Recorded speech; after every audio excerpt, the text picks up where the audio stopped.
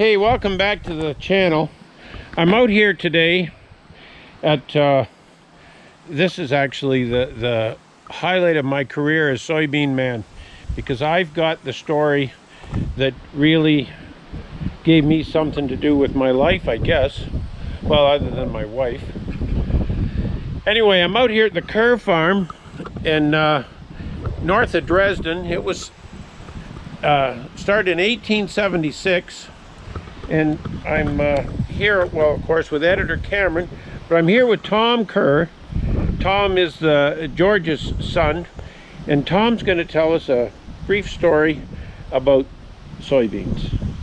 Tom, take it away. I am indeed, and it's a pleasure to be here today, and I'll tell you the story about how the first crop of soybeans were grown in Canada.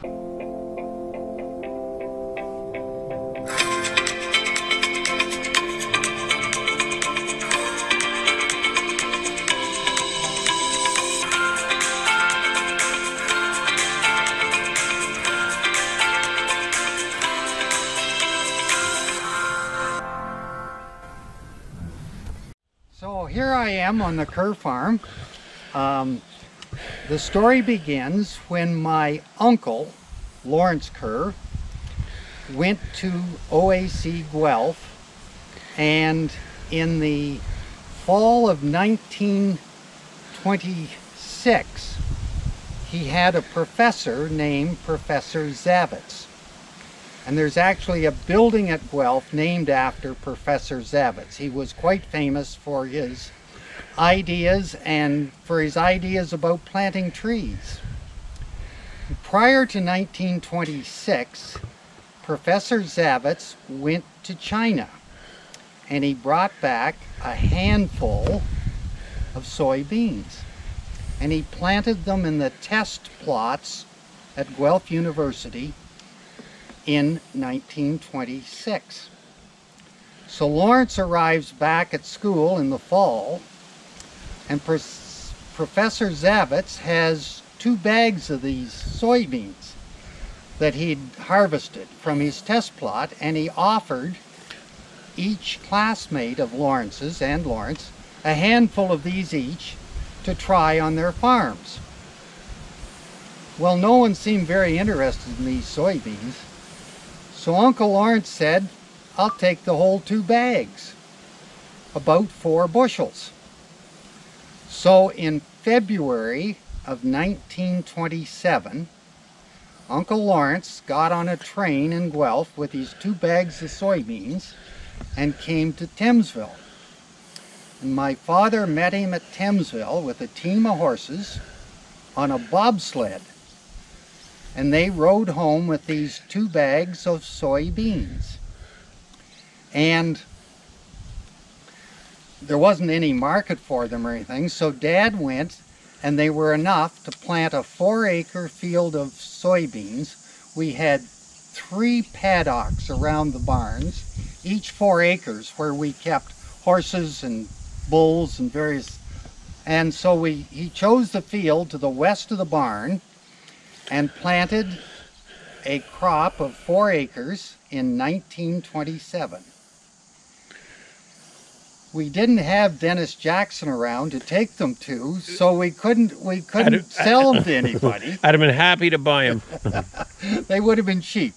Anyway, so he took his binder and cut them with a binder, hauled them into the barn, and he brought a thrashing machine over and thrashed them out, and got about 100 bushels.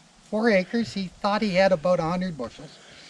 And he made a cooker out of an oil barrel, and every day he cooked a bushel or so for his pigs.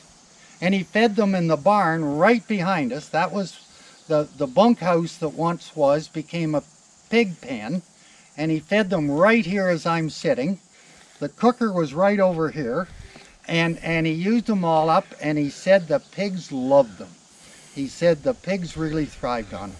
And so that was what happened to the first crop of soybeans in 1927.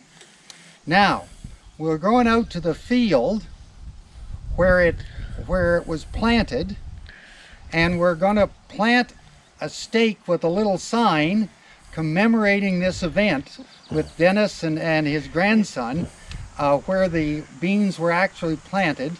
And as circumstances would have it, this year it's also a soybean field. Oh, great. So we'll see that. And if Dennis can get a little clearer shot, this is the horses. Well, it was a different team, but this is my father and the McCormick Deering.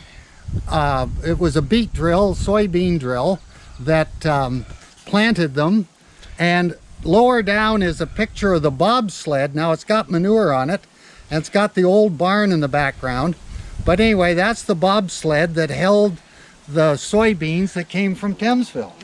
And like I always like to say, you call it the University of Guelph, which is now a division of Ridgetown College. Oh, is it? Yeah, that's what I keep telling everybody. Well, good for them.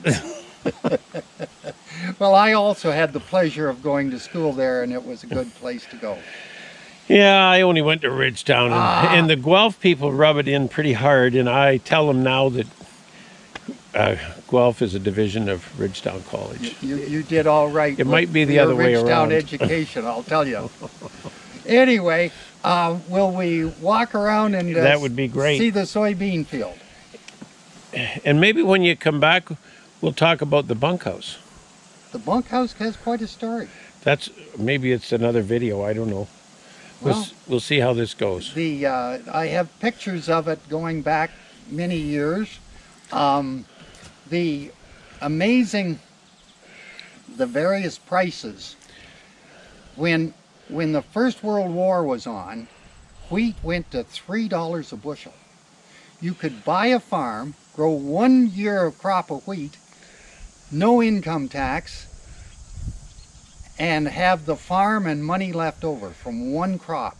And in that year, my grandfather, after growing these great crops of wheats for 2 or 3 years, they built a big pump, a tower with a tank, and they put in running water and a toilet in 1918 from the money they got from wheat. And in 1932, you could buy a bushel of wheat for 5 cents. That's how bad it was in 1932. Just after the Depression. Just after, in the depths of the Depression. So farm prices have really gone up and down.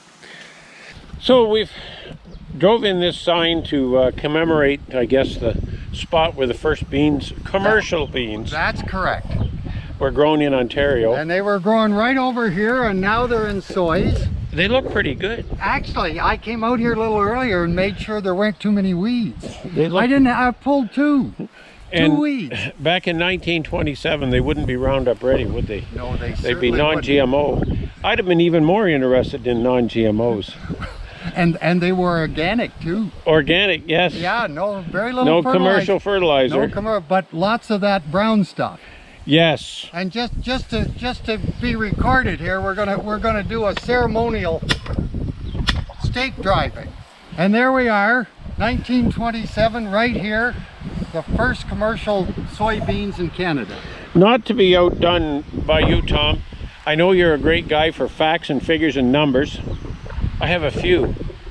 Sales are up on soybeans. According to OMAFRA, last year there was, they had 4 acres in 1927. Yeah. Well, that was the beginning of 3,114,500 acres were grown in 2019 in Ontario.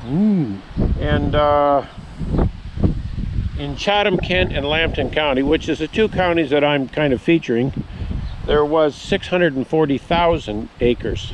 Those beans are prolific. That's right. So sales are up. Well done. So I thought I would have that for you, just because I know how you like facts and figures. I enjoyed those facts. I'll have to try and remember them. It's been a great crop, and they are a really good crop for this clay land. It's been a great thing for especially Lambton County. Beans and wheat, those two crops, especially now there's very little livestock in Lambton County. Yeah. And beans and wheat, if you grow enough wheat, you'll grow soybeans. And I always say if you don't grow wheat, you won't grow beans, because you need that crop rotation.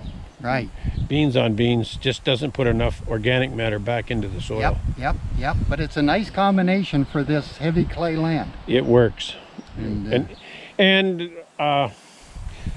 with soybeans, you can no-till weed in, and you can get away with very little tillage.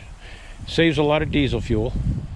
And I think it's been a great thing. Probably paid a lot of mortgages off in Ontario. I would agree. I would agree. And it's so hard to get a consistently good corn crop, and it takes so much input. Soybeans are a really great crop. And there's a lot of people, beans and wheat and a good grain drill and a good grain head, and away you go.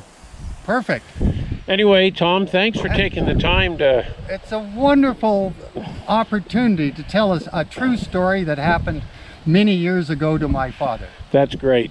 Thank you for making it. I've been really, really looking forward to this day, Tom, to get down here.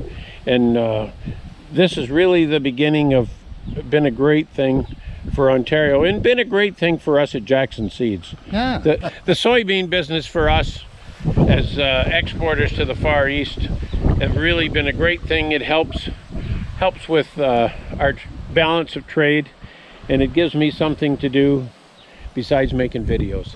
If you've enjoyed this video, give us a like and subscribe if you haven't, and continue watching the Soybean Man. We've got lots of great videos coming up, and I know Tom, he has a lot of great videos just on his own. So thanks for watching.